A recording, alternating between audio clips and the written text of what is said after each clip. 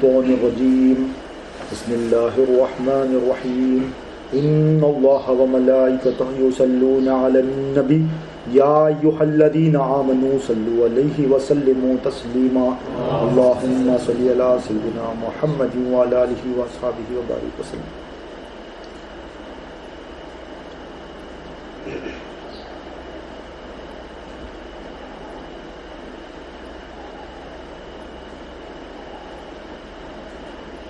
اللهم صل على سيدنا محمد وعلى آله وأصحابه وبارك وسلم. اللهم صل على سيدنا محمد وعلى آله وأصحابه وبارك وسلم. اللہ تعالیٰ کا بے انتہا فضل و کرم ہے کہ اس نے ہمیں نبی کریم صلی اللہ علیہ وسلم کی عمر میں پیدا فرمایا اور پیدا ہونے کا فخر نہ فرمایا. الحمدللہ یہ فخر اشک انبیاء نکلا. مزید برائے کرم ہوا کہ رضا قرآن جیسی نعمت سے وابستہ فرمایا, اولیاء اللہ کے دامن سے وابستہ فرمایا اور تشدید ایمان کے لیے ہمیں یہاں جمع فرمایا. انشاءاللہ العزیز اللہ تعالیٰ کی مدد سے رسول اللہ صلی اللہ علیہ وسلم کے رسالت کے فیضان سے, اولیاء اللہ کے ولایت کے فیضان سے رسالت سیریز کو کنٹینیو کرتے ہیں. رسالت سیریز کا آج دوسرا لیکچر ہے. انشاءاللہ آج ذکر حضرت ابو طالب رضی اللہ تعالیٰ عنہ کریں. حضرت ابو طالب رضی اللہ تعالیٰ عنہ.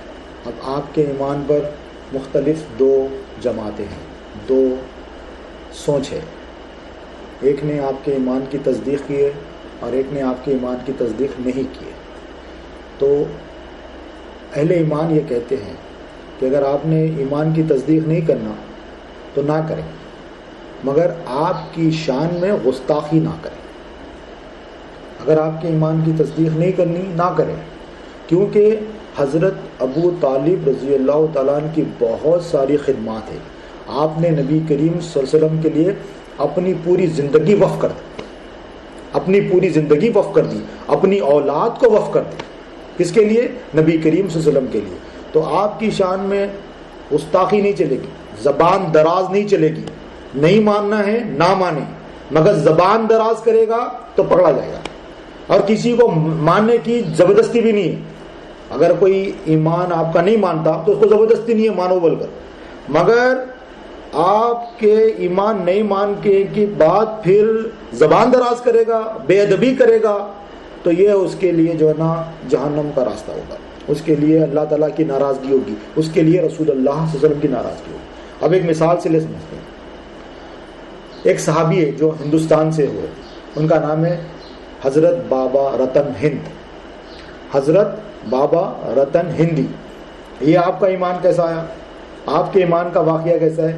اب یہ پورا واقعہ جو ہے نا انشاءاللہ حضرت ابو طالب رضی اللہ تعالیٰ عنہ کی جو خدمات ہے, جو آپ نے نبی کریم صلی اللہ علیہ وسلم کی خدمت کی ہے اور نبی کریم صلی اللہ علیہ وسلم کی مدد کی ہے, نبی کریم صلی اللہ علیہ وسلم کی نصرت کے لیے جو جو قربانیاں دی ہے, انشاءاللہ اس کو سمجھتے ہیں. مگر ایک واقعے کو رکھ کے جو ہے نا بات آگے بڑھیں. حضرت بابا رتن ہند, آپ کا ایمان کا واقعہ کیسے ہے؟ آپ تاجر تھے, آپ ہندوستان میں رہتے تھے اور تجارت کے لیے ملک شام کے لیے جاتے تھے اور راستے سے مکہ ہوتے ہوئے جاتے تھے. آپ کا آنا جانا تھا. ایک دن مکہ سے گزر رہے ہیں, مکہ میں بہت بارش ہوئی تھی. بارش کی وجہ سے نالے بن گئے. یہ تو مکہ جو ہے نا پہاڑوں کی جگہ ہے, نالے بن گئے اور نالے میں سے پانی گزر رہا ہے. تو کچھ بچے آپ کے ساتھ تھے, نبی کریم صلی اللہ علیہ وسلم کے ساتھ تھے, جو پانی کراس کر کے ادھر چلے گئے. مگر ایک نبی کریم صلی اللہ علیہ وسلم, آپ کی جو ہے نا بچپن ہے, معصوم ہے, آپ کا بچپن ہے اور آپ معصوم ہے. آپ جو ہے نا انتظار میں ہے کہ کوئی جو ہے نا مجھے اس پار کرا دے, کیونکہ پانی بہت زور سے بہہ رہا ہے. بیچ میں جو ہے نا ایک پانی بن گیا بارش کی وجہ سے. تو یہ بابا رتن ہند وہاں سے گزر رہے تھے. انہوں نے دیکھا کہ ایک لڑکا ہے جو ان کا چہرہ چمک رہا ہے, اور وہ جو ہے نا انتظار میں ہے کہ کوئی ان کو کراس کرا دے. وہ قریب آئے, بولے کہ بیٹا اب آپ ہند میں بات کرتے اور نبی کریم صلی اللہ علیہ وسلم عربک میں بات کرتے, مگر اشاروں سے بات سمجھ گئے, ماحول کو دیکھ کے بات سمجھ گئے کہ ان کو اس پار جانا ہے. تو آپ اشاروں سے پوچھا تو آپ نے کہا ہاں مجھے ادھر جانا ہے. تو بابا رتن ہندی نے ابھی ایمان نہیں لائے, ابھی کفر کی حالت میں ہے, ابھی کفر کی حالت میں ہے. نبی کریم صلی اللہ علیہ وسلم کی ایک خدمت کی کہ اپنے کندھوں پر بٹھا کر آپ کو اس نالے سے پار کرا. وہ جو بہ رہا تھا پانی, جو بارش کا پانی بہ رہا, وہ بارش کے پانی کا جو نالا تھا, نہر تھی جسے کہے, نہر کہے, نالا کہے, وہاں سے آپ کو پار کرا دیا اور چھوڑ دیا. نبی کریم صلی اللہ علیہ وسلم نے ارشاد فرمایا جزاک اللہ. پھر نبی کریم صلی اللہ علیہ وسلم نے دعا فرمائی کہ اللہ تعالیٰ تیری عمر دراز کرے. ایک بار دعا فرمائی. پھر نبی کریم صلی اللہ علیہ وسلم نے پھر دوبارہ فرمایا اللہ تیری عمر دراز کرے. 7 times نبی کریم صلی اللہ علیہ وسلم نے دعا فرمائی. تو نبی کریم صلی اللہ علیہ وسلم کی دعا کی برکت سے کہ جزاک اللہ بولا نبی کریم صلی اللہ علیہ وسلم نے اور عمر درازی کی دعا فرمائی تو بابا رتن ہندی کی عمر 700 سال ہوئی. 7 بار دعا فرمائے 700 سال آپ کی جو ہے نا عمر مبارک ہوئی. تو آپ یہ اپنے ایمان کا واقعہ پورا بتاتے ہیں کہ یہ تو ہو گیا تھا. پھر میں ایک رات اپنے گھر میں لیٹا ہوا 14ویں چاند کا رات تھی اور چاند کو دیکھ رہا تھا. چاند اچانک 2 ٹکڑے ہوا. چاند اچانک 2 ٹکڑے ہوا. پھر تھوڑی دیر کے بعد چاند آپس میں مل گیا. میں دیکھ کے پریشان کہ چاند 2 ٹکڑے کیسا ہوا. اور یہ معجزہ نبی کریم صلی اللہ علیہ وسلم مکے میں دکھا رہے کفار مشرکین کو, مکہ کے مشرکین کو دکھا رہے. یہ بہت پریشان ہوئے کہ چاند 2 ٹکڑے ہوا آنکھوں کے سامنے اور پھر جڑ گیا. پھر جب مکے کے تاجی جب انڈیا آئے تو انہوں نے بتایا, انہوں نے وہ واقعہ مشہور ہو گیا تھا کہ ہمارے پاس ایک جو ہے نا جوان ہے جو اپنے آپ کو نبی کہتے ہیں, انہوں نے چاند کا معجزہ دکھایا, چاند کے 2 ٹکڑے کرے اور چاند کو پھر واپس ملا دیا. تو بولے ان سے میں ملنا چاہتا ہوں. تو بابا رتن ہندی کو جب پتا چلا کہ یہ مکے میں ہے جنہوں نے چاند کو 2 ٹکڑے کیے تھے, انہوں نے آنکھوں سے دیکھا تھا, تو میں ملاقات کرتا ہوں. اب ملاقات کرنے کے لیے کیونکہ بڑا معجزہ ہے, اللہ کے نبی کہہ رہے ہیں, اپنے نبوت کا دعویٰ کر رہے ہیں. جیسا ہی ملاقات کے لیے آئے تو پتا چلا کہ نبی کریم صلی اللہ علیہ وسلم ہجرت کر کے مدینہ شریف چلے چکے. ایک مدد کی نبی کریم صلی اللہ علیہ وسلم کی کہ اپنے کاندھوں پر بٹھا کر پانی سے گزار کر ادھر پہنچا دیا, اور کفر کی حالت میں تھے. تو اللہ کے نبی صلی اللہ علیہ وسلم نے کتنا نوازا. اب دیکھیں کیا ہوا, صحابی بنے اور 700 سال کی عمر پائی. اب مدینہ شریف جب پہنچے نبی کریم صلی اللہ علیہ وسلم مسجد نبوی میں تشریف فرمائے, صحابہ کے ساتھ تشریف فرمائے. تو جب بابا رتن ہندی وہاں پہنچے تو نبی کریم صلی اللہ علیہ وسلم نے شاہ فرمایا تم رتن ہندی ہو. پریشان, آپ کو میرا نام کیسا پتا. نبی کریم صلی اللہ علیہ وسلم نے شاہ فرمایا جس نے مجھے نبی بنایا ہے اس نے ہی تمہارا پتہ بنایا. تو انہوں نے عرض کیا کہ مجھے پتا چلا کہ آپ اللہ کے نبی ہے تو مجھے بھی کچھ معجزہ دکھا دے. انہوں نے عرض کیا مجھے بھی کچھ معجزہ دکھائے تاکہ میں ایمان لا لوں. نبی کریم صلی اللہ علیہ وسلم نے ارشاد فرمایا کیا تمہیں وہ معجزہ کافی نہیں ہے کہ جب تم نے مجھے بچپن میں پار کرایا تھا اور میں نے تمہیں دعا دی تھی اور تمہاری عمر دراز ہو رہی ہے, کیا تمہیں وہ معجزہ کافی نہیں ہے. اسی ٹائم پہ آپ نے مان لیا. تو ایک مدد نبی کریم صلی اللہ علیہ وسلم کی تو اللہ کے نبی صلی اللہ علیہ وسلم نے ایمان سے نوازا. دعا فرمائی تو اللہ تعالیٰ نے 700 سال کی عمر عطا فرمایا. 700 ایئرس آپ کی عمر ہو.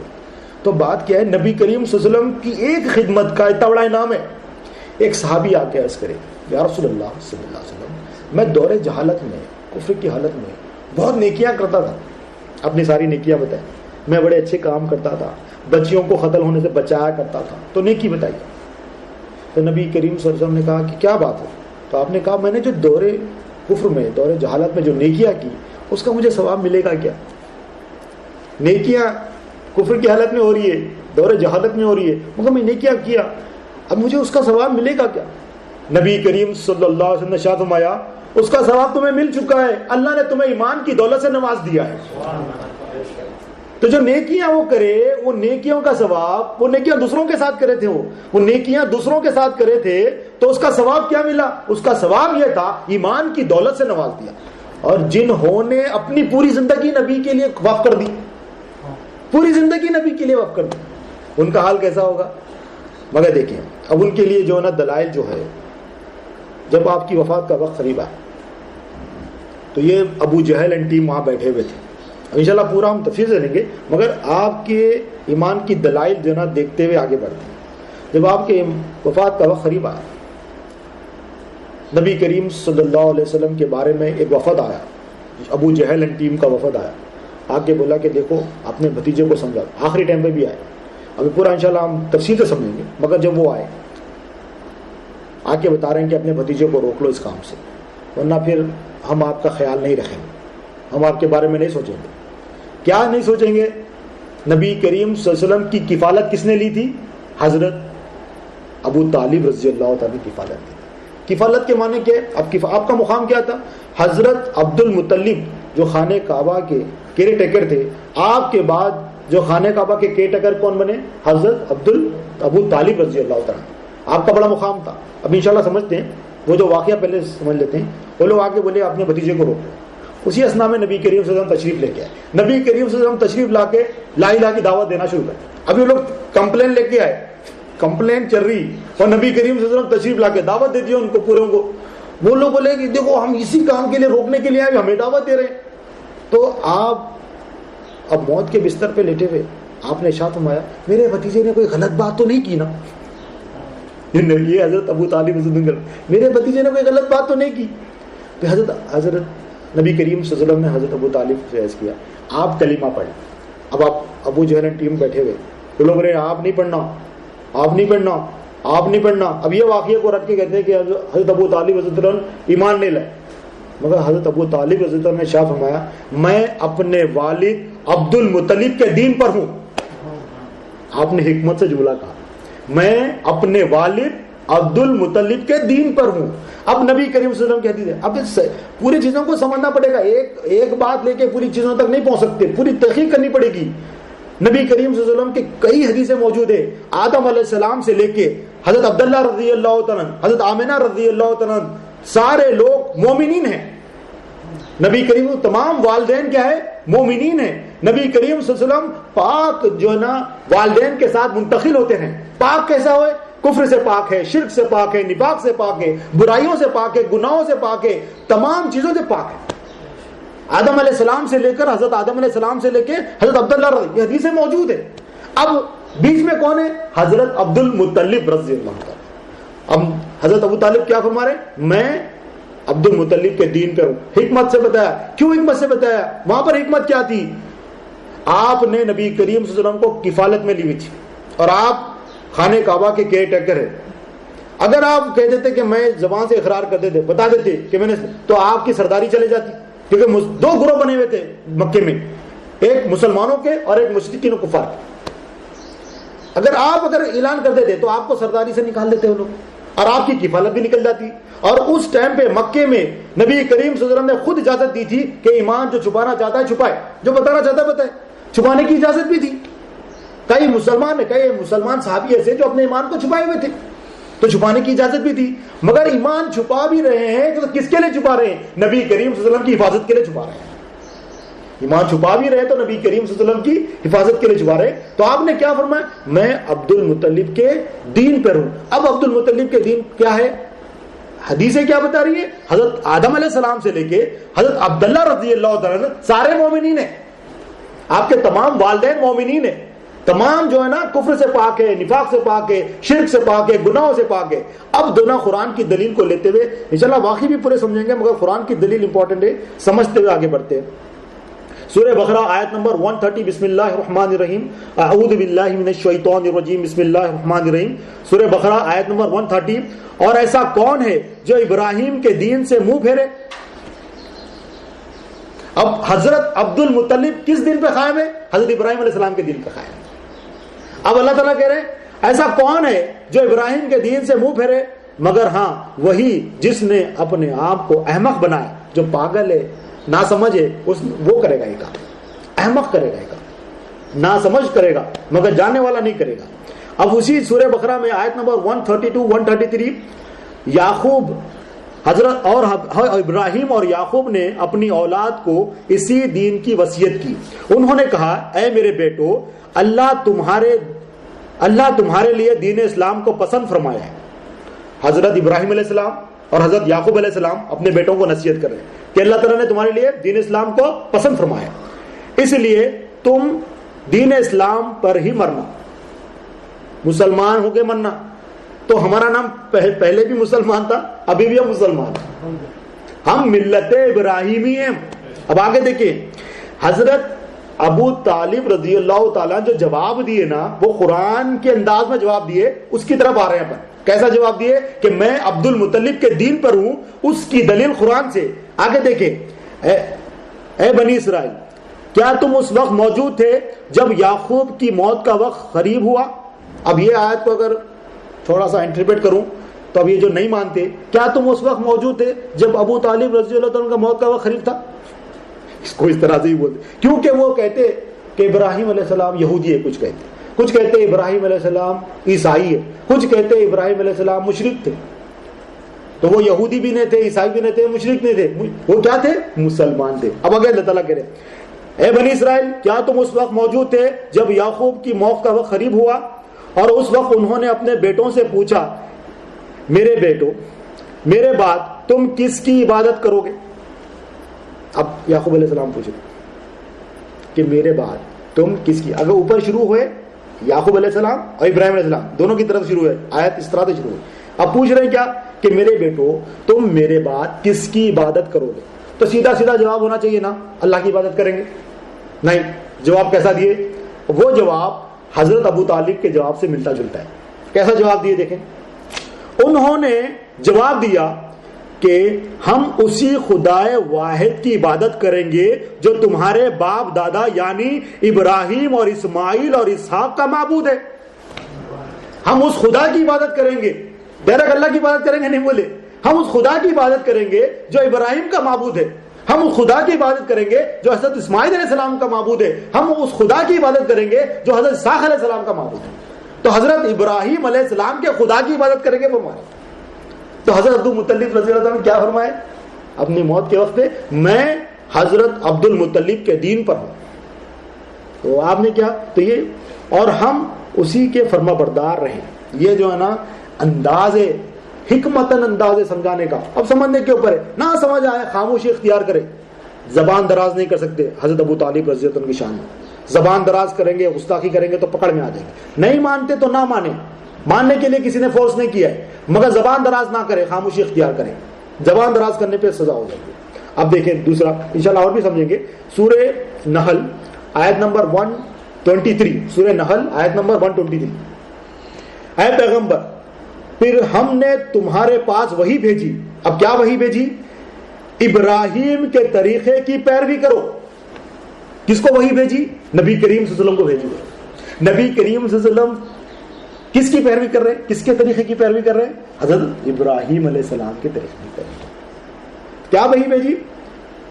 ابراہیم کے طریقے کی پیروی کرو جو ایک خدا کے ہو رہے تھے اور مشرکوں میں سے نہ تھے. وہ کون تھے؟ ایک خدا کے ہو رہے تھے اور مشرکوں میں سے نہ تھے. تو یہ جتنے بنو ہاشم ہیں ابو لہب کو چھوڑ کر، یہ سارے کس پہ قائم تھے؟ حضرت ابراہیم علیہ السلام کی ملت پہ قائم. تو حضرت ابراہیم علیہ السلام کون ہے؟ خدا کے ہونے والے اور مشرکوں میں سے نہ تھے. تو یہ بات بہت گہری ہے. تو آپ کا مرتبہ کیا ہے؟ آپ سردار ہیں. آپ نے نبی کریم صلی اللہ علیہ وسلم کو کفالت دی ہوئی ہے. اگر نبی کریم صلی اللہ علیہ وسلم کی کفالت آپ سے ہٹ جاتی تو مشرکین مکہ کے لیے راستہ صاف ہو جاتا. آپ کے انتقال کے بعد نبی کریم صلی اللہ علیہ وسلم کو جتنی مشکلات آئی آپ کی زندگی میں نہیں آئی اتنی مشکلات. نبی کریم صلی اللہ علیہ وسلم آپ کے انتقال کے سال کو عام الحزن کہا، یہ غموں کا سال ہے. بتایا اسلام میں غم 3 دن کا ہے، مگر نبی کریم صلی اللہ علیہ وسلم نے پورے سال کو غموں کا سال کہا. انتقال کس کا ہوا؟ حضرت ابو طالب سے. اور دیکھیں حضرت عمر فاروق رضی اللہ تعالیٰ جب تک اپنے والد ایمان نہ لائے، ان کے والد ایمان نہ لائے، اپنے آپ کو عمر بن خطاب نہیں کہتے تھے، خالی عمر کہتے. جب ان کے والد ایمان لے کے آئے تو اپنے آپ کو کہتے میں عمر بن خطاب ہوں. والد ایمان لانے کے بعد اپنے والد کو ایڈ کرے اپنے نام کے ساتھ. جب تک ایمان نہیں لائے اپنے والد کو ایڈ نہیں کرے، کہتے میں عمر ہوں. مگر جب والد ایمان لائے تو عمر بن خطاب. اب حضرت علی رضی اللہ تعالیٰ کو دیکھیں. حضرت علی رضی اللہ تعالیٰ جب کبھی کسی جنگ میں، کسی مقابلے میں، جب کبھی اپنی تعریف کرتے، اپنے بارے میں بتاتے تو کہتے میں علی ابن ابی طالب ہوں. اگر ایمان نہیں ہوتا تو آپ کیسا لاتے اپنے نام پہ؟ آپ کہتے میں علی ابن ابی طالب ہوں. اٹھا کے دیکھ لیں، ہر جگہ اپنے آپ کا تعارف کیا کرتے؟ میں علی ابن ابی طالب. یہ آپ کا جنا انداز ہوتا بات کرنے کا، تعریف کرنے کا. اب کہا جاتا کہ بھائی آپ کی جنازے نمازہ نہیں ہوئی. دیکھیں ام المومنین، انشاءاللہ ام المومنین کے لیے انشاءاللہ اگلے ہفتے سپریٹ رکھتے ہیں انشاءاللہ بھی ہولی تعالیٰ. ام المومنین حضرت خدیجہ کبریٰ رضی اللہ تعالیٰ عنہ کا جو وصال ہوا آپ کے انتقال کے 5 دن کے بعد ہوا. کسی روایتوں میں 1 مہینے کے بعد، کسی روایت میں 2 مہینے کے بعد. قریب ہوا بالکل 5-6 دن کے بعد انتقال ہوا. نبی کریم صلی اللہ علیہ وسلم نے ام المومنین کا بھی جنازہ نہیں پڑھایا. اس ٹائم پہ جنازے کا حکم آیا ہی نہیں تھا, جنازے کی نماز کا. جب جنازے کی نماز کا حکم تھا ہی نہیں تو اس ٹائم پہ نماز کیسا ہوگی؟ جب نماز کا حکم ہی نہیں آیا تو نماز کیسا پڑھیں گے؟ جب روزے کا حکم ہی نہیں آیا تو روزہ کیسا رکھیں گے؟ جب زکوٰۃ کا حکم ہی نہیں آیا تو زکوٰۃ کیسا کریں گے؟ جب حج کا حکم ہی نہیں آیا تو حج کیسا کریں گے؟ اب کسی صحابی کو پتہ لگا دیا ہاں یہ صحابی حج نہیں کرے, وہ مکے میں انتقال ہو گئے, انہوں حج نہیں کرے تھے, بھائی انہوں حکم ہی نہیں آیا تھا حج کا, تو حج کیسا کریں گے؟ تو جنازے کی نماز کا حکم ہی نہیں آتا. تو حضرت ابو طالب رضی اللہ عنہ کی جنازے نماز نہیں ہوئی تو ام المومنین کی بھی نہیں ہوئی. ام المومنین حضرت خدیجہ رضی اللہ عنہ کی جنازے کی نماز بھی نہیں. تو یہ بہت سمجھنے والی بات ہے. اگر نہیں سمجھ نہیں آ رہی پھر بھی زبان دراز نہ کرے, منہ کو بند رکھے, ادب کا خیال رکھے, کیونکہ یہ نبی کریم صلی اللہ علیہ وسلم کے پسندیدہ چاچا ہے. اب ان کا آپ کا منتخب کیسا ہوا؟ نبی کریم صلی اللہ علیہ وسلم 8 ایئرس کی مبارک 8 ایئرس عمر مبارک میں حضرت عبد المطلب رضی اللہ عنہ کا انتقال کا وقت قریب آ. نبی کریم صلی اللہ علیہ وسلم کی عمر مبارک کتنی ہے؟ 8 ایئرس. اور حضرت عبد المطلب جو آپ کے دادا ہے, آپ کے انتقال کا وقت قریب آ.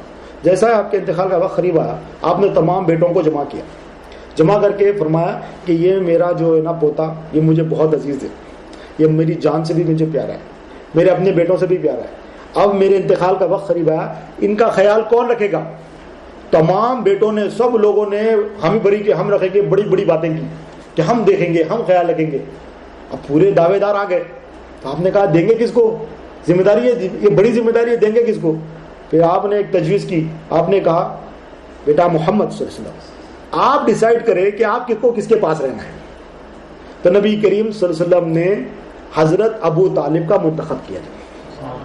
نبی کریم صلی اللہ علیہ وسلم کی پسند کون ہے؟ حضرت ابو طالب رضی اللہ. نبی کریم صلی اللہ علیہ وسلم نے خود پسند فرمایا. پھر حضرت ابو طالب رضی اللہ عنہ نے وہ حق ادا کیا, اپنی جان سے بڑھ کر نبی کریم صلی اللہ علیہ وسلم سے پیار کرتے ہیں. اپنی جان سے بڑھ کر نبی کریم صلی اللہ علیہ وسلم سے پیار کرنا حدیث کی دلیل ہے. اپنی اولاد سے بڑھ کر نبی کریم صلی اللہ علیہ وسلم سے پیار کرنا. اور آپ ہمیشہ نبی کریم صلی اللہ علیہ وسلم کو اپنی آنکھوں کے سامنے اپنے ساتھ رکھتے, کھانے کے وقت پہ, پینے کے وقت پر, اور اپنے ساتھ ہی سلانے کے وقت پہ اپنے ساتھ رکھتے. تو ساتھ سلاتے, ساتھ کھلاتے, ساتھ پلاتے, ہر وقت نبی کریم صلی اللہ علیہ وسلم کو اپنی نظروں کے سامنے رکھتے, اپنی نظروں سے اوجھل نے اتنی حفاظت کی نبی کریم صلی اللہ علیہ وسلم. اور نبی کریم صلی اللہ علیہ وسلم بھی آپ سے اتنی محبت فرماتے. اب حضرت ابو طالب رضی اللہ تعالیٰ ملک شام میں جانے کے لیے تیار ہوئے, سفر کی نیت سے, بزنس ٹرپ کے لیے. نبی کریم صلی اللہ علیہ وسلم کو بھی ساتھ دیا. اب نبی کریم صلی اللہ علیہ وسلم کی عمر مبارک کتنی ہے؟ 12 ایئرس ہے, 12 سال کی عمر مبارک. 12 سال کی عمر مبارک میں نبی کریم صلی اللہ علیہ وسلم اور حضرت ابو طالب رضی اللہ تعالیٰ ملک شام میں جا رہے ہیں سفر کے لیے, بزنس ٹرپ کے لیے. وہاں پر راستے میں ایک راہب ملا, اس کا نام تھا بحیرہ راہب. بحیرہ راہب جیسا ہی دیکھا نبی کریم صلی اللہ علیہ وسلم کو, اس نے پورے قافلے کی دعوت کر دی. وہ توریت اور انجیل کا عالم تھا. راہب مطلب اب ہمارے زمانے میں نبی کریم صلی اللہ علیہ وسلم کی امت میں اولیاء کہتے ہیں, تو اس زمانے میں موسیٰ علیہ السلام کے, عیسیٰ علیہ السلام کے جو جاننے والے تھے اور جو ایمان والے تھے ان کو راہب کہتے. تو وہ جو راہب تھا, بحیرہ راہب, اس نے دیکھا نبی کریم صلی اللہ علیہ وسلم کو, تو پورے قافلے کی دعوت کی. دعوت کرنے کے بعد حضرت ابو طالب کو بلایا, بلا کر اکیلے میں بتایا کہ یہ نبی آخر الزماں ہے. میں نے تورات اور انجیل میں جو نشانیاں دیکھی تھی وہ ان میں پائی جاتی ہے. بادل ان پہ سایہ کرتا ہے, مہر نبوت ان کے دونوں کندھوں کے درمیان ہے, اور یہ نبی آخر الزماں ہے, ان کا خیال رکھنا. نبی آخر الزماں ہے. 12 سال کی عمر میں حضرت ابو طالب کو معلوم ہو گیا حضرت نبی آخر الزماں ہے. حضرت ابو طالب کو پہلے ہی معلوم ہو گیا, راہب نے بتا دیا ہے, یہ تمام سیرت کی کتابوں میں موجود ہے. اور راہب نے کہا, بحیرہ راہب نے, کہ آپ آگے نہ جائیں, ملک شام میں نہ جائیں, یہودی ان کے دشمن ہیں, یہودی ان کے دشمن ہیں, وہ کوشش کریں گے کہ ان کو شہید کریں, آپ آگے نہ جائیں, اور آپ یہیں پر اپنا سامان بیچ کر واپس چلے جائیں. تو آپ نے اس کی بات سنی اور وہیں پر آپ نے سارا سامان بیچ دیا اور واپس مکہ چلے گئے. تو یہ کیا ہے؟ بحیرہ راہب آپ کو پوری دلیل بتا رہا ہے کہ ابر سایہ کر رہا ہے, مہر نبوت دونوں کندھوں کے آپ بھی دیکھ رہے ہیں, اور ایک دلیل باہر سے بھی مل رہی ہے. اور وہ کون ہے؟ وہ انجیل کا عالم ہے اور وہ جو ہے نا توریت کا عالم ہے اور راہب ہے. واپس آ گئے. اب قید پڑا ہوا ہے مکہ میں، بہت قید پڑا، پانی نہیں، لوگ انسان تڑپ رہے، جانور تڑپ رہے. اب یہ لوگ اپنے بتوں سے مانگ مانگ کے تھک گئے، کچھ بھی نہیں ہوا. تو اس میں سے ایک دانش مند نے کہا کہ یہ سے نہیں ہوگا، اب اس سے قید سے باہر نکلنا ہے تو ہمارے بیچ میں ابو طالب موجود ہے جو ابراہیم علیہ السلام کی اولاد ہے، بانی کعبہ کی اولاد ہے، ہم ان کے پاس جاتے ہیں. دیکھو جب یہ لوگ تھک گئے تو کدھر پہنچے؟ حضرت ابو طالب کے پاس پہنچے کہ یہ ابراہیم علیہ السلام کی اولاد ہے، بانی کعبہ کی اولاد ہمیں موجود ہے. وہاں ان سے دعا کراتے، ان کے پاس جاتے. جب آگے آپ کے پاس بولے کہ دیکھیں بچے مر رہے ہیں، جانور مر رہے ہیں، بہت برا حال ہے، آپ دعا فرمائیے. جیسا یہ لوگوں نے پورے لوگ آئے آپ کے پاس تو آپ نبی کریم صلی اللہ علیہ وسلم کو ہاتھ میں پکڑ کر، ہاتھ میں لے کر آپ مکہ میں کعبۃ اللہ کے پاس پہنچے اور نبی کریم صلی اللہ علیہ وسلم کو کعبۃ اللہ کے ساتھ، آپ کی پیٹھ مبارک کو کعبۃ اللہ کے ساتھ لگا دی. آپ کی پیٹھ مبارک کدھر ہے؟ کعبۃ اللہ کی دیوار کے ساتھ لگا کر اب اللہ تعالیٰ سے ہاتھ اٹھا کر اللہ تعالیٰ سے دعا مانگ رہے ہیں. کون؟ حضرت ابو طالب. تو دعا مانگ رہے ہیں، دعا مانگ رہے ہیں. اسی دوران نبی کریم صلی اللہ علیہ وسلم نے انگلی کا اشارہ فرمایا. جیسا ہی انگلی کا اشارہ فرمایا ابر آیا اور برسنا شروع ہو گیا. جیسے ہی برسنا شروع ہو گیا حضرت ابو طالب رضی اللہ تعالیٰ نے نعت شریف پڑھی. سب سے پہلی نعت پڑھنے والے حضرت ابو طالب رضی اللہ تعالیٰ. بہت بڑی نعت ہے، بہت زبردست نعت. اب اس نعت کے ایک اشعار دیکھیں. آپ فرماتے ہیں آپ کا چہرہ ایسا ہے جس کے ذریعے سے ہم بارش کی دعائیں مانگتے ہیں، آپ کے چہرے سے ہم بارش کو طلب کرتے ہیں. پھر آپ نے آپ کی شان بتائی. آپ کون ہیں؟ آپ یتیموں کے سرپرست تھے اور بیواؤں کی پناہ گاہ ہے. ابھی دیکھیں 12 برس کے ہیں تو کہہ رہے ہیں یتیموں کے سرپرست تھے، بیواؤں کی پناہ گاہ ہیں. نبوت کا اعلان کر رہے ہیں کہ یہ نبی وہ ہوں گے جو یتیموں کے سرپرست ہوں گے. ابھی تو سرپرستی نہیں کر رہے نا، ابھی تو حضرت ابو طالب رضی اللہ عنہ کی کفالت میں ہی ہے، مگر آگے کی بات بتا رہے ہیں، آگے کی بات بتا رہے ہیں. آپ کون ہیں؟ آپ ایسے نبی ہیں، یتیموں کے سرپرست ہیں اور بیواؤں کی پناہ گاہ ہیں، یعنی یتیموں کی مدد کرنے والے ہیں، بیواؤں کی مدد کرنے والے ہیں. یہ جو ہے نا شعر آپ نے پڑھا. اب نبی کریم صلی اللہ علیہ وسلم اعلان نبوت کے بعد جب مدینہ منورہ تشریف لے کے گئے تو مدینے میں بھی یہ قحط پڑا تھا تو سارے لوگ نبی کریم صلی اللہ علیہ وسلم کے پاس پہنچے. یا رسول اللہ صلی اللہ علیہ وسلم قحط پڑ گیا ہے، دعا فرمائے. نبی کریم صلی اللہ علیہ وسلم جیسا ہی دعا فرمائے بارش ہوئی، بادل آئے، بارش ہو گئی. جیسے ہی بارش ہوئی تو نبی کریم صلی اللہ علیہ وسلم نے ارشاد فرمایا اللہ بھلا کرے ابو طالب کا. یہ مدینہ منورہ میں دعا فرما رہے ہیں، اللہ بھلا کرے ابو طالب کا. اگر وہ آج زندہ ہوتے میرے یہ معجزے کو دیکھ کر ان کی آنکھیں ٹھنڈی ہو جاتی، میرے یہ معجزے کو دیکھ کر ان کی آنکھیں ٹھنڈی ہو جاتی. اب دعا کر رہے ہیں اللہ بھلا کرے ابو طالب کا. دعا فرمانے کہاں پر؟ مدینہ منورہ میں. جب بعد میں پھر معجزہ بارش کا ہوا تو کہہ رہے ہیں اللہ بھلا کرے ابو طالب کا. اور آنکھیں ٹھنڈی کس کی ہوتی معجزہ دیکھ کے؟ ایمان والوں کی ٹھنڈی ہوتی ہے، کافروں کی آنکھیں تو آگ سے بھر جاتی ہے. ٹھنڈی کس کی ہوتی ہے؟ اور دعا کس کے لیے کرتے ہیں نبی کریم صلی اللہ علیہ وسلم؟ نبی کریم صلی اللہ علیہ وسلم کی شفاعت صرف مومنوں کے لیے. حدیث میں آتا ہے نبی کریم صلی اللہ علیہ وسلم نے فرمایا قیامت کے دن میری شفاعت کا فائدہ ابو طالب کو ہوگا. حدیث شریف ہے. اور نبی کریم صلی اللہ علیہ وسلم کافر کی شفاعت نہیں کرتے، مشرک کی شفاعت نہیں کرتے. پھر نبی کریم صلی اللہ علیہ وسلم نے حدیث میں کیا فرمایا؟ میری شفاعت کا فائدہ قیامت کے دن ابو طالب کو ہوگا. حضرت عبداللہ بن عباس حضرت عباس رضی اللہ تعالیٰ فرماتے ہیں موت کے وقت پر میں نے سنا ہے اپنی کانوں سے کہ ابی طالب کو کہ لا الہ الا اللہ محمد الرسول اللہ کی گواہی دے رہے تھے. یہ روایت بھی ہے. حضرت عباس رضی اللہ عنہ اس بات کے گواہ ہے کہ نبی کریم صلی اللہ علیہ وسلم نے جب فرمایا کہ کلمہ پڑھو تو آپ نہیں پڑھے. آپ نے کیا فرمایا کہ میں اب عبد المطلب کے دین پر ہوں. تو نبی کریم صلی اللہ علیہ وسلم تشریف لے گئے. جب نبی کریم صلی اللہ علیہ وسلم تشریف لے کے گئے اور یہ ابو جہل ٹیم بھی چلے گئی تو حضرت عباس رضی اللہ عنہ وہاں موجود تھے اور وہاں پر آپ نے دیکھا، آپ نے سنا کہ حضرت ابو طالب رضی اللہ عنہ گواہی دے رہے تھے لا الہ الا اللہ محمد الرسول اللہ صلی اللہ علیہ وسلم. حضرت عباس رضی اللہ عنہ بھی موجود ہے اس گواہی.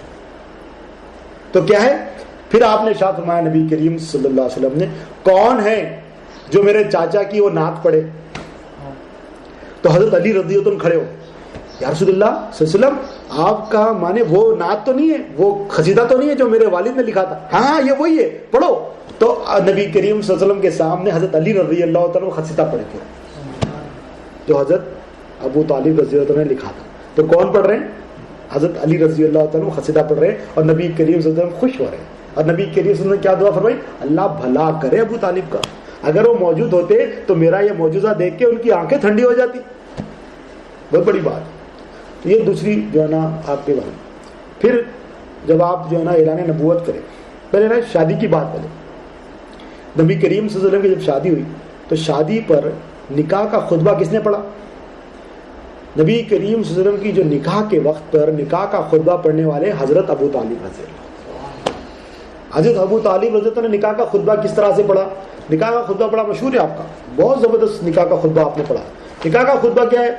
آپ جو ہے نا تعریف کر رہے ہیں اللہ تعالیٰ کی طرف کہ اس خدا کی تعریف ہے, اس خدا کا شکر ہے, تمام تعریفیں اس خدا کی ہے جس نے ہمیں ابراہیم علیہ السلام کی نسل میں پیدا کیا, جس نے ہمیں حضرت اسماعیل علیہ السلام کی اولاد بنایا. دعا کریں ہمیں کس نے؟ حضرت ابراہیم علیہ السلام کی نسل نے پیدا کیا, حضرت ابراہیم علیہ السلام کی نسل نے پیدا کیا, حضرت اسماعیل علیہ السلام کا اولاد بنایا. یہ دعا کر رہے ہیں. پھر بن رہے ہیں ہمیں خانہ کعبہ کا نگہباں اور منتظم بنایا. تمام تعریف اس ذات کے لیے جس نے ہمیں خانہ کعبہ کا نگہباں بنایا, منتظم بنایا, اور کیا ہے؟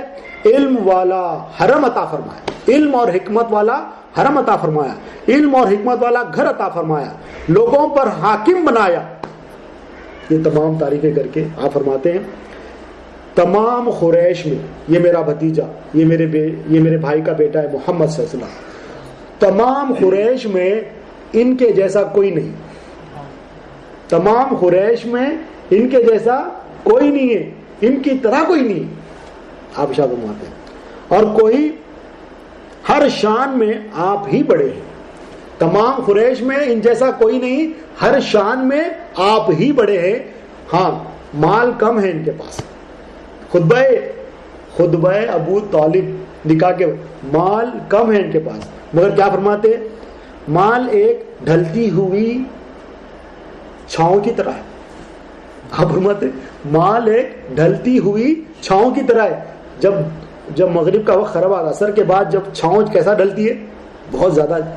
مال ایک ڈھلتی ہوئی چھاؤں کی طرح ہے, عدل بدل ہونے والی چیز ہے. مال کیا ہے؟ ڈھلتی ہوئی چھاؤں کی طرح ہے, عدل بدل ہونے والی چیز ہے, اس کی کوئی اوقات نہیں ہے. مگر آپ کی طرح قریش میں کوئی نہیں ہے, آپ کی طرح قریش میں کوئی نہیں. یہ تعریف کر رہے ہیں. پھر آگے فرما رہے ہیں ان سے میری محبت اور قربت تم سب اچھی طرح جانتے ہو. ان سے جو میں محبت کرتا ہوں, ان سے جو میری قربت ہے, تم سب اچھی طرح جانتے ہو. پھر آپ نے کہا میرے مال میں سے 20 اونٹ مقرر کرتا ہوں. کس کے لیے؟ مہر کی رقم کے لیے. آپ کیا فرمائیں؟ 20 اونٹ. تو مہر کون عطا فرمائے؟ نبی کریم صلی اللہ علیہ وسلم کا جو نکاح ہوا, مہر دینے والے حضرت ابو طالب رضی اللہ. نبی کریم صلی اللہ علیہ وسلم کی 2 بیٹیوں کا نکاح اعلان نبوت سے پہلے ابو لہب کے بیٹوں سے ہوا. ابو لہب کے 2 بیٹوں سے نبی کریم صلی اللہ علیہ وسلم کی 2 بیٹیوں کا نکاح ہوا اعلان نبوت سے پہلے. جب اعلان نبوت کے بعد ابو لہب کے دونوں بیٹوں نے ایمان نہیں لایا تو نبی کریم صلی اللہ علیہ وسلم نے اپنی بیٹیوں کا نکاح توڑوا دیا. ایمان نہیں لائے تو کیا کرے؟ نبی کریم صلی اللہ علیہ وسلم اپنی بیٹیوں کا نکاح توڑا دیا. نبی کریم صلی اللہ علیہ وسلم اعلان نبوت کے بعد دوبارہ نکاح نہیں فرمایا خدیجہ کبریٰ رضی اللہ تعالیٰ کے ساتھ. وہ جو نکاح ہوا تھا اس کو کنٹینیو ہوا, وہ نکاح کنٹینیو ہوئے, مگر اپنی دونوں بیٹیوں کا نکاح توڑا. 2 داماد ایمان نہیں لائے تو نکاح توڑا دیا. اب فاطمہ بنت اسد کون ہے؟ نبی کریم صلی اللہ علیہ وسلم کی چاچی ہے, حضرت ابو طالب رضی اللہ عنہ کی بیوی ہونا. فاطمہ بنت اسد حضرت علی رضی اللہ عنہ کی والدہ. فاطمہ بنت اسد اعلان کر دیا تھا میں نے ایمان لا لیا, اعلان کھلا اعلان کر دیا تھا. اب فاطمہ بنت اسد کا نکاح نہیں توڑایا نبی کریم صلی اللہ علیہ وسلم نے. دیکھ لے, فاطمہ بنت اسد اور حضرت ابو طالب رضی اللہ عنہ کا نکاح نہیں ٹوٹا, آخری تک ساتھ میں رہے وہ لوگ. اور ابو لہب کے بیٹوں سے نکال اڑا دیا ایمان نہیں لائے تو یہ ہر چیز کو تحقیق کر کر ایک ایک بات سے نہیں سمجھے، تحقیق کر کے سمجھنی پڑتی ہے. خالی ایک ایک بات سے سمجھ لے ہاں ایسی بات ہے ہو گیا، ایسا نہیں ہوتا. کس کا مقام ہے؟ حضرت ابو طالب کا مقام ہے، یہ وہ بڑا مقام ہے.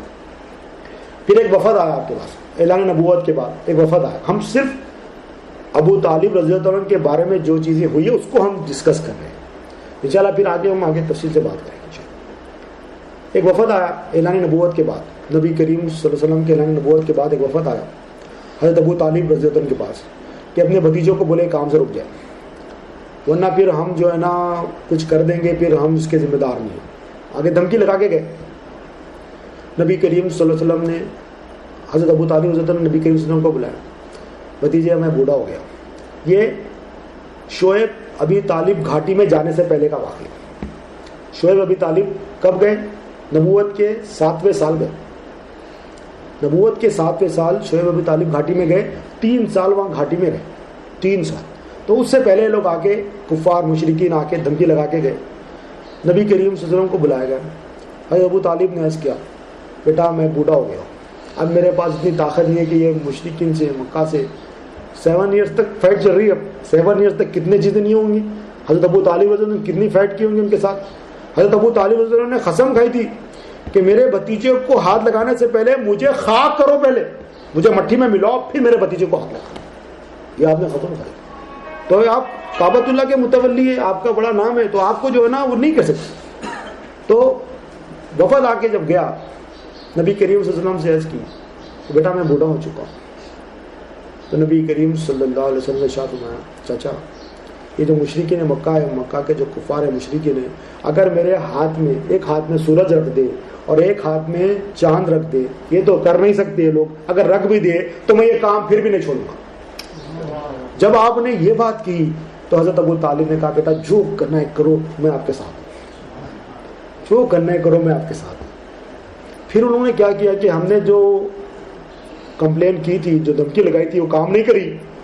تو انہوں نے ارادہ کیا کہ نبی کریم صلی اللہ علیہ وسلم کو شہید کر دیں. یہ مشرک کفار ارادہ کر لیں. یہ بات حضرت ابو طالب کو پتہ چلی. جیسا ہی پتہ چلی بنو ہاشم کو سب کو بلا کے غیرت دلائی کہ یہ جو ہے نا اس طرح سے ہمارے خاندان کے جو ہے نا بیٹے کو اس طرح سے کرنا چاہ رہے ہیں. آپ نے کہا ہم پورے شعیب ابی طالب میں چلے جاتے ہیں، وہاں پر جو ہے نا ان کی حفاظت کریں. ابو لہب کے علاوہ سارے بنو ہاشم پہنچ گئے، اور جتنے لوگ شعیب ابی طالب، وہ گھاٹی کے دونوں پہاڑوں کے بیچ میں ایک جگہ تھی، وہ آپ کی پراپرٹی تھی، حضرت ابو طالب رضی اللہ عنہ کی پراپرٹی تھی. وہاں پر پہنچ گئے. وہاں پر پہنچ گئے، پوری حفاظت کرتے تھے دن رات. یہ بنو ہاشم نبی کریم صلی اللہ علیہ وسلم کی حفاظت کرتے تھے. اور جتنے لوگ شعیب ابی طالب میں تھے اللہ تعالیٰ نے سب کو ایمان کی دولت سے نوازا، سارے لوگوں کو ایمان کی دولت سے. پھر انہوں نے قربانیاں دی 3 سال تک. لوگ کیا کرے پھر مکہ والے پھر سردار پھر بیٹھے کہ بھائی یہ لوگ تو چلے گئے ادھر، جنگ کا ماحول بن جائے گا. اور بنو ہاشم جو ہے نا پاورفل تھے بہت، ان سے مقابلہ ہے وہ کر نہیں سکتے، اور وہ ان کا مقام بھی بڑا ہے، ادب کی بھی بات بھی ہے. میں نے کہا ایسا نہیں کرنا، سوشل بیک آؤٹ کیا کرنا ہے؟ کھانے پینے کی چیزیں بند کر دینا، کھانے پینے کی چیزیں نہیں دینا، کوئی بزنس نہیں کرنا، کوئی ان سے بات نہیں کرنا، اپنا رشتہ ان کو نہیں دینا، ان کا رشتہ اپن نہیں کرنا. تمام سماجی بائیکاٹ، سوشل بائیکاٹ کر دیں. اور سوشل بائیکاٹ کر کے پورا ایک ایگریمنٹ بنایا گیا. ایگریمنٹ بنا کے سارے سردار سائن کرے اس کے ایگریمنٹ پہ، اور سردار سائن کر کے خانہ کعبہ کے اندر ایک صندوق میں رکھ دی، اس کو لاک کر دی. صندوق لاک ہے، خانہ کعبہ کو لاک ہے، اور یہ سارے لوگ ایگری کر لیے. اب بنو ہاشم کے لیے مشکلات بڑھ گئی. کھانے پینے کی چیزیں نہیں، کوئی ان سے بزنس نہیں کرنا، کوئی ان سے بات نہیں کرنا، کوئی ان سے رشتہ داری نہیں رکھنا، کوئی رشتے نہیں کرنا ان کے ساتھ، تمام سوشل بائیکاٹ. اب کتنی مشکل ہو گئی؟ اتنی مشکل ہو گئی کہ اس گھاٹی میں جو پتے تھے وہ پتوں کھا کے زندگی گزار رہے. اور بچے جو چھوٹے بچے شیرخوار، ماؤں کا دودھ بند ہو گیا تو بچے دن رات روتے تھے. لوگ بولتے تھے یہ بچے کیوں رو رہے؟ بولے بھوک کی وجہ سے رو رہے. مگر کوئی بھی ایک فرد بھی اس بات پہ اگری نہیں ہوتا کہ محمد رسول اللہ صلی اللہ علیہ وسلم کو ان کے حوالے کر دے، نبی کریم صلی اللہ علیہ وسلم کو ان کے حوالے کر دے. وہ لوگ کہتے ہیں کہ ہم مر جائیں گے مگر نبی کریم صلی اللہ علیہ وسلم کو ان کے حوالے نہیں کریں. ان کی یہ خدمت سے اللہ تعالیٰ نے کو ایمان کی دولت نظر. اب اس میں حضرت ابو طالب رضی اللہ عنہ بھی شامل ہے. ضعیفی کا وقت ہے. حضرت ام المومنین حضرت خدیجہ رضی اللہ عنہ بھی ساتھ میں ہے. حضرت ابو طالب رضی اللہ کیا فرماتے, جب نبی کریم صلی اللہ علیہ وسلم آرام فرماتے, آدھی رات کو اٹھتے, نبی کریم صلی اللہ علیہ وسلم کو اٹھاتے, بیٹا ادھر سو جانا. اپنے کسی بیٹے کو نبی کریم صلی اللہ علیہ وسلم کی جگہ پر سلا دیتے. ہجرت کی رات تو حضرت علی رضی اللہ عنہ سوئے, اس سے پہلے کئی بار سوئے حضرت علی رضی اللہ عنہ. ہجرت کی رات تو ایک بار سوئے نبی کے حکم پر, اپنے والد کے حکم پر کئی راتیں سوئے. ایسا حضرت علی رضی اللہ عنہ اپنے بیٹوں کو سلاتے تاکہ اگر کوئی دشمن حملہ کرے تو میرا بیٹا شہید ہو جائے. نبی کو جو ہے نا اپنی اولاد سے زیادہ محبت. اب ایسے جو ہے نا حضرت ابو طالب کو جو چاہے بول دیں ایسا, تو یہ کیا بے ادبی ہو, یہ اللہ تعالیٰ کی ناراضگی کا سبب بن سکتا ہے, رسول اللہ صلی اللہ علیہ وسلم کی ناراضگی کا سبب بن سکتا ہے. تو نہیں ماننا ہے آپ کے ایمان کو, نہ مانو, کوئی زبردستی نہیں ہے. زبان دراز کرو گے تو پکڑے جاؤ گے, زبان نہیں کھولو, بے ادبی نہیں کرو, نہیں ماننا نہیں مانو. ماننے کے لیے زبردستی نہیں ہے, مگر زبان دراز نہیں کر سکتے حضرت ابو طالب رضی اللہ تعالیٰ عنہ کے اوپر. تو شعیب ابی طالب میں یہ 3 سال تک مسئلہ چلتا رہا. پھر نبی کریم صلی اللہ علیہ وسلم نے دعا فرمائی تو اللہ تعالیٰ نے وہی بھیجی کہ وہ جو ایگریمنٹ ہوا, وہ ایگریمنٹ جو ہے نا دیمک نے کھا لیا. صرف اس میں جو نام لکھے وہ اللہ, وہ نام رہ گیا. یہ بات جو ہے نا نبی کریم صلی اللہ علیہ وسلم نے حضرت ابو طالب رضی اللہ عنہ کو بتایا. تو آپ نے کہا بیٹا یہ کیسا, یہ وحی کے ذریعہ ہے. ٹھیک ہے, آپ تو صادق اور امین ہیں, تو آپ کی بات پہ مجھے یقین ہے. آپ مکہ پہنچے, مکہ پہنچ گئے, بتایا کہ اے مکہ کے سرداروں آؤ. ابو جہل خوش ہو گیا, ارے تھک گئے لوگ, بھوک پیاس تھکا دی ان کو سماجی بیکورڈ تھکا دیا, اب آ گئے. ان کا کیا تھا ڈیمانڈ, جب تک یہ نبی کریم صلی اللہ علیہ وسلم کو ہمارے حوالے نہیں کریں گے یہ بیکورڈ جاری رہے گا. بیکورڈ کیا تھا, ہمیں محمد رسول اللہ کو دے دو, بس تم سکون سے رہو. وہ لوگ بولے نہیں, ہم اپنی جانیں لگا دیں گے مگر نبی کو نہیں دیں گے ہم. اب وہ حضرت ابو طالب رضی اللہ عنہ اور کچھ لوگ مل کے جب آئے صحن حرم میں کعبۃ اللہ کے پاس, تمام سردار جمع ہو گئے.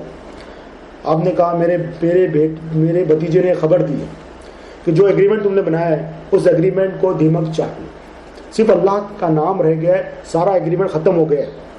اگر یہ بات سچ نکلی تو یہ بائیکاٹ ختم, اگر یہ بات غلط نکلی تو میں اپنے بھتیجے کو تمہارے حوالے کر دیتا ہوں.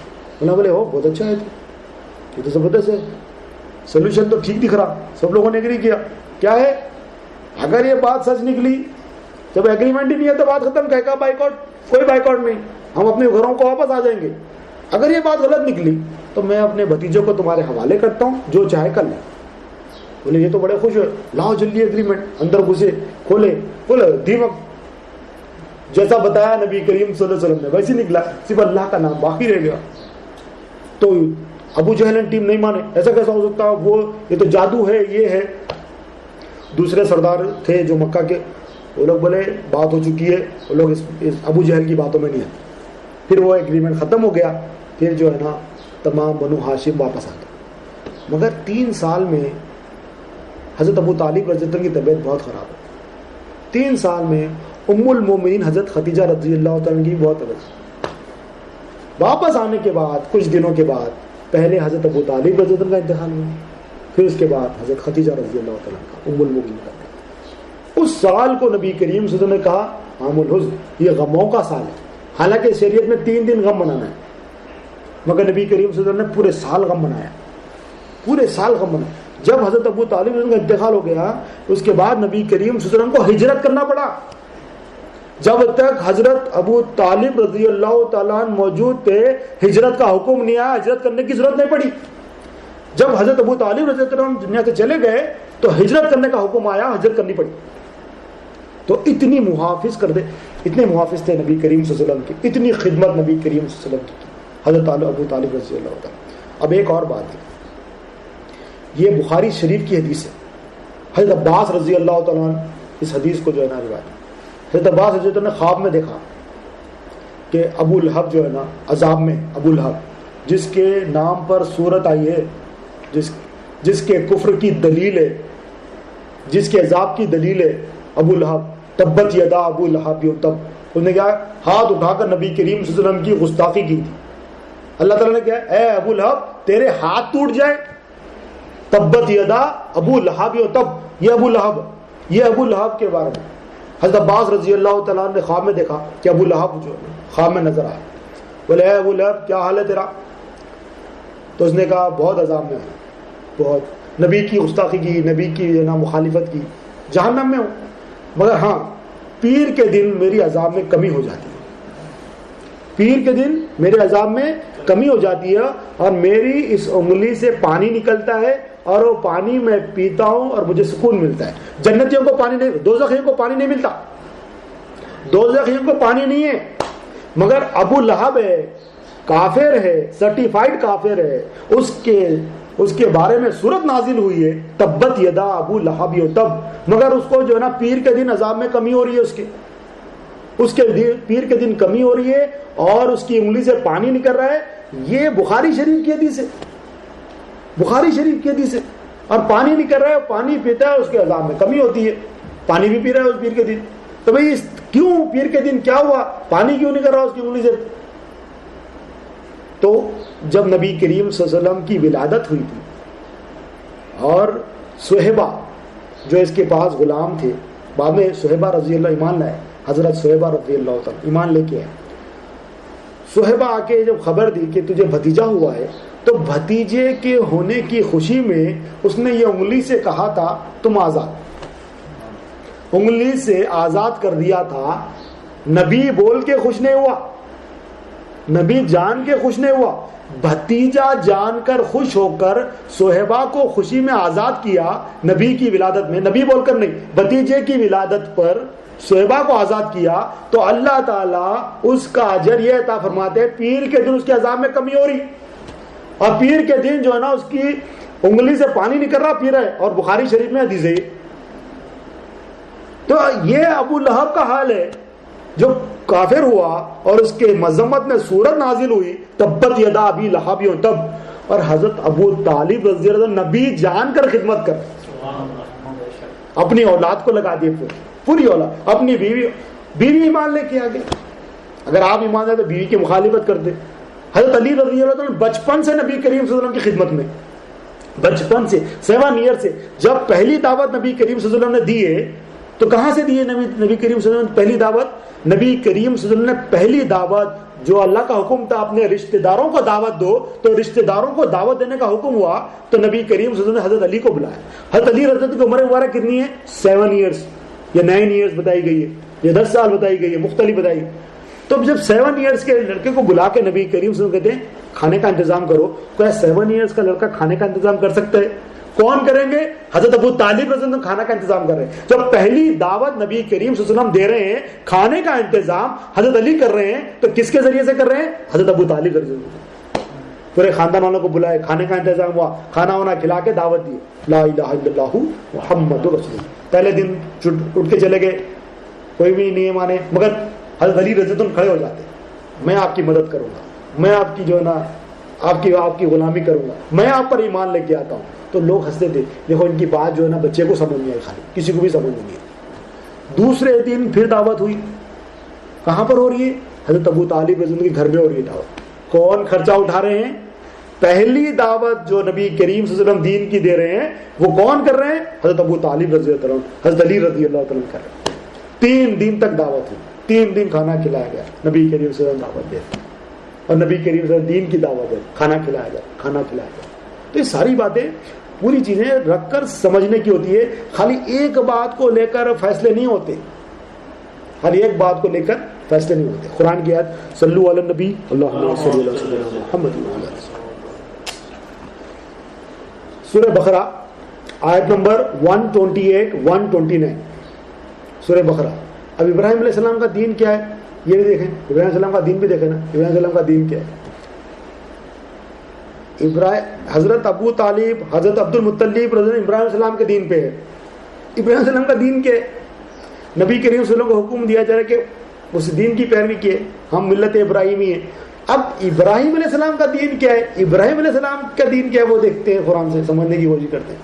سورہ بقرہ آیت نمبر 128-129. بسم اللہ الرحمن الرحیم. اور وہ وقت یاد کرو جب ابراہیم اور اسماعیل خانہ کعبہ کی بنیاد اٹھا رہے تھے اور یہ دعا ان کی زبانوں پر جاری تھی. یہ دعا کس کی زبانوں پر جاری ہے؟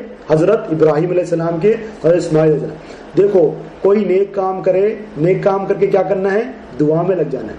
اپنی بڑائی اپنی شیخی کر لیتا نہیں بنا. خانہ کعبہ کی بنیادیں اٹھا کر خانہ کعبہ کی تعمیر کر کے کیا کر رہے ہیں؟ دعا کر رہے ہیں. تو دعا کرنا ہے. مومن کا ہتھیار کیا ہے؟ دعا ہے. نیک کام کرنے سے پہلے بھی دعا کرنا ہے، نیک کام ہونے کے بعد بھی دعا کرنا ہے. اب دعا کیا کر رہے ہیں؟ اے ہمارے پروردگار، ہماری یہ خدمت قبول فرما. کام کرنے سے پہلے کہنا ہے مولا یہ کام لے لے، کام ہونے کے بعد کہنا ہے مولا قبول فرما لے. تو مومن ہمیشہ اللہ کے سامنے عاجزی کر رہا ہوتا ہے، تکبر کر کے شیخی کر کے نہیں پھر رہا ہوتا ہے. یہ کیا ہے؟ ابراہیم علیہ السلام کا دین ہے. ابراہیم علیہ السلام اس دین پہ قائم ہے. کیا کرنا ہے؟ نیک کام کر کے عاجزی کرنا ہے، مولا اس کو قبول فرما لے. بے شک تو ہی سننے والا اور جاننے والا ہے. اے ہمارے پروردگار، ہم دونوں کو اپنے فرما بردار بندے بنا. اب بتاؤ، اتنی فرما برداری کرے، بیٹے کے اوپر چھری رکھ دی، بیوی کو جو ہے نا وادی غیر زرا میں چھوڑ دیا، تمام اپنے آپ کو آگ میں ڈال دیا. اتنی فرما برداری کر کے کہہ رہے ہیں مولا ہم کو اپنا فرما بردار بنا. ہم 5 ٹائم کی نمازیں کیا پڑھ لیتے ہو، اپنے آپ کو سب سے بڑا مسلمان سمجھتے ہو، سب سے بڑے فرما بردار سمجھتے ہو. اتنی قربانیاں دے کر خانہ کعبہ کی تعمیر کر کے دعا کیا کر رہی؟ مولا ہمیں اپنا فرما بردار بندہ بنا. کیسی عاجزی ہے! یہ ابراہیم علیہ السلام کا دین ہے. اور ہماری اولاد میں سے ایک ایسی امت پیدا کر. اب ہماری اولاد میں سے، اب یہ دعا حضرت ابراہیم علیہ السلام کی ہے، حضرت اسماعیل علیہ السلام کی ہے. یہ دعا میں حضرت عبد المطلب بھی آتے ہیں، یہ دعا میں حضرت ابو طالب بھی آتے ہیں. یہ دعا فرما رہے. کیا فرما رہے؟ ہماری اولاد میں سے ایک ایسی امت پیدا کر جو تیری فرما بردار ہو. ہمیں بھی فرما بردار بنا، ہماری جو ہے نا اولاد کو بھی فرما بردار بنا. اور ہم کو عبادت کے طریقے بتا. اب ابراہیم علیہ السلام کہہ رہے ہیں عبادت کے طریقے بتا. اور ہم کیا سمجھ رہے ہیں؟ ہم جو عبادت کر رہے ہیں وہ سب سے بہترین عبادت ہے. ہم اپنی عبادت کو سب سے بہترین عبادت ہے. ابراہیم علیہ السلام خانہ کعبہ کی تعمیر کر کے اتنی قربانیاں دے کر مولا سے دعا کر رہے ہیں مولا فرما بردار بنا، عبادت کے طریقے بتا. مطلب جو کر رہے ہیں مولا اور کرنا ہے، میرے اور کرنا ہے مولا، اور راضی کرنا ہے. یہ ابراہیم علیہ السلام کا دین ہے. اور ہماری توبہ قبول فرما. کیا معصوم ہیں، کہہ رہے ہیں مولا توبہ قبول فرما. ہم گناہ گار ہیں، توبہ نہیں کرتے. ہمارے 250 مرتبہ استغفار نہیں ہوتا. ہم جو ہے نا 2500 گناہ کرتے مگر 250 مرتبہ استغفار نہیں پڑھتے. انہیں معصوم ہے. مولا کہہ رہے مولا ہماری توبہ قبول فرما. بے شک تو ہی توبہ قبول فرمانے والا مہربان ہے. کیسی تعریف کر رہے ہیں! کام کر کے یہ عاجزی ہے، گھر بنا کے اللہ کا گھر بنا کر یہ عاجزی کر رہے ہیں. آگے فرما اے ہمارے پروردگار، اس بستی کے رہنے والوں میں انہی میں سے ایک پیغمبر بھیج جو اب دیکھیں نبی آخر زمان پر ایمان لا رہے ہیں. تو حضرت ابراہیم علیہ السلام کا دین کیا تھا؟ لا الہ الا اللہ محمد رسول اللہ صلی اللہ علیہ وسلم. خانہ کعبہ کی تعمیر کر کے عاجزی، اللہ تعالیٰ کی بارگاہ میں عاجزی کر کے کیا مانگ رہے ہیں؟ محمد رسول اللہ کو مانگ رہے ہیں. نبی کریم صلی اللہ علیہ وسلم کو پانا، نبی کریم صلی اللہ علیہ وسلم کو پا لینا، یہ ابراہیم علیہ السلام کا دین ہے. اور اسی دین پر حضرت عبد المطلب بھی قائم تھے، حضرت ابو طالب بھی قائم. اسی لیے حضرت ابو طالب نے کہا کہ میں اپنے والد عبد المطلب کے دین پر ہوں، اور میرے والد کا جو دین ہے وہ ابراہیم علیہ السلام کا دین. وہ ابراہیم علیہ السلام کا دین یہ ہے، یہ عاجزی کرنا، یہ کرنا، ساری چیز. اے ہمارے پروردگار، اس بستی کے رہنے والوں میں سے انہی میں سے ایک پیغمبر بھیج جو تیری آیتیں پڑھ کر سنائے. اب یہاں پر نبی کریم صلی اللہ علیہ وسلم کا کام بتا رہے ہیں، نبی کریم صلی اللہ علیہ وسلم کا نبوت کا کام بتا رہے ہیں. نبوت کا کام کیا ہے؟ اب اسی کام پر نبی کریم صلی اللہ علیہ وسلم کے وارثین بھی ہیں. اگر اللہ کے ولی کو پہچاننا ہے تو اگر یہ کام کر رہا ہے تو وہ اللہ کا ولی ہے، یعنی نبی کا وارث ہے. اگر یہ کام نہیں کر رہا تو وہ اللہ کا ولی بھی نہیں ہے اور نبی کا وارث بھی نہیں ہے. نبی کا وارث ہو تو نبی کی سنت پہ عمل کرے گا. نبی نے جو کام کیا وہ کام کرے گا. نبی کا وارث تو اب نبی کا کام کیا بتایا جا رہا ہے؟ اس پر جو عمل کر رہے ہیں وہ اللہ کے ولی بھی ہے، نبی کے وارثین بھی ہے. کیا ہے؟ جو تیری آیتیں پڑھ کر سنائے، یعنی نشانیاں دکھائے. اللہ کی نشانیاں دکھانا، ذرہ ذرہ اللہ کی نشانی ہے. وہ نشانیوں میں کیا دکھانا؟ اللہ کی ربوبیت دکھانا، اللہ کیسا الہ ہے دکھانا. اور وہ نشانیوں میں دکھانا محمد رسول اللہ. ذرہ ذرہ اللہ کی نشانی ہے. اور نشانیوں میں دکھانا لا الہ الا اللہ محمد رسول اللہ، لا الہ الا اللہ محمد رسول اللہ. ذرہ ذرہ اللہ کی نشانی ہے، اس میں دکھانا. یہ دکھانے والا نبی کا وارث ہے، یہ نبی کا کام، اور کتاب اور حکمت کی تعلیم دیتے، کتاب اور حکمت کی تعلیم دیتے، اور ان کے نفوس کو پاک کرے، ان کے نفوس کو پاک کرے، کتاب کی تعلیم دے اور حکمت کی تعلیم۔ تو نفوس کو پاک کرنا ہے، ان کے نفوس میں کیا ہے؟ قلب بھی آتا ہے، نفس بھی آتا ہے، باطن کی پاکی بھی بتائے، ظاہر کی پاکی بھی بتائے، اور کیا ہے؟ کتاب کی تعلیم بھی دے اور حکمت بھی بتائے۔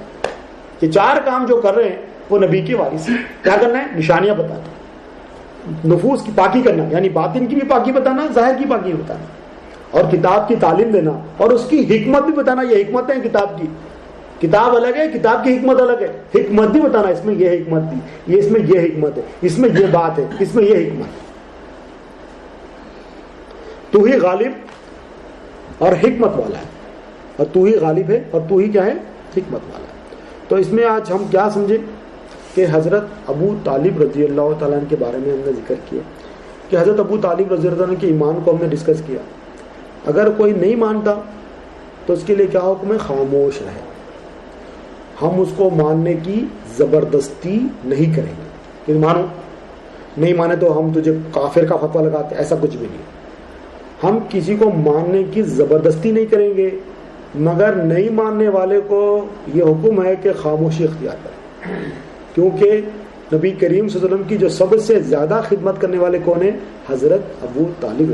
اپنی جان بھی قربان کرے، اپنا مال بھی قربان کرے، اپنی اولاد بھی قربان کرے، اور نبی کریم صلی اللہ علیہ وسلم بھی حضرت ابو طالب سے محبت فرماتے تھے۔ آپ نے کیا فرمایا؟ جو معجزہ مکہ مکرمہ میں ہوا، مدینہ منورہ میں ہوا، کہ اللہ بھلا کرے ابو طالب کا، اللہ تعالیٰ بھلا کرے ابو طالب کا۔ اور آپ نے ارشاد فرمایا میری شفاعت سے ابو طالب کو فائدہ ہوگا قیامت کے دن، قیامت کے دن میری شفاعت سے ابو طالب کو فائدہ ہوگا۔ حضرت عباس رضی اللہ تعالیٰ نے کیا فرمایا؟ میں نے سنا ہے کہ حضرت ابو طالب رضی اللہ عنہ نے اپنے آخری وقت میں یہ کلمہ پڑھا، لا الہ الا اللہ محمد رسول اللہ۔ اور حضرت ابو طالب رضی اللہ عنہ نے خود فرمایا کہ میں اپنے والد عبد المطلب کے دین پہ ہوں۔ تو عبد المطلب کا دین کیا ہے؟ ابراہیم علیہ السلام کا دین، اور ابراہیم علیہ السلام کے دین کے لیے نبی کریم صلی اللہ علیہ وسلم کو بھی حکم۔ ہم نے سارا قرآن کی آیتوں سے پڑھا۔ اسی کے ساتھ ہی اپنی بات کو اللہ سے دعا کرتا ہوں، جو کچھ بھی کہا گیا سنا گیا عمل کی توفیق عطا فرما، کہنے والے کے عمل کی توفیق عطا فرما، سننے والے کے عمل کی توفیق عطا فرما، ہر دو کے عمل میں اخلاص عطا فرما، اسے قبول فرمانے والا، اس میں جو غلطیوں سے معاف فرما دے، واسطہ نبی کریم صلی اللہ علیہ وسلم کا۔ ان اللہ و ملائکتہ یصلون علی النبی یا ایھا الذین آمنوا صلوا علیہ وسلموا تسلیما اللهم صل علی سیدنا محمد برحمتک یا ارحم الراحمین والحمد للہ۔